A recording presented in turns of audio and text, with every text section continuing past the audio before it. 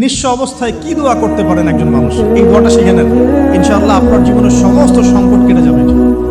আমি নিজেও এই দোয়াটা বেশি বেশি করার চেষ্টা করি। দোয়াটা হচ্ছে, মুসা আলাইহিস সালাম একটা গাছের নিচে হেলান দিয়ে বসলেন, বসে দেখলেন দুইজন মেয়ে দাঁড়িয়ে আছে দূরে, পানি নিতে পারছে না। লোকজন পানি নিয়ে যাচ্ছে, ওরা দাঁড়িয়ে আছে বেচারি। মুসা আলাইহিস সালাম গিয়ে বললেন, কি সমস্যা আপনাদের? এটা নিয়ে আপনারা আবার মেয়েদের সাথে কথা বলার চেষ্টা করেন, মাহারাম গায়রে মাহারাম মেনে চলি। তারা বললো যে আমাদের বাবা অনেক বৃদ্ধ মানুষ, আমরা পানি নিতে পারি না যতক্ষণ না আমাদের কম পানি নিয়ে চলে যায়।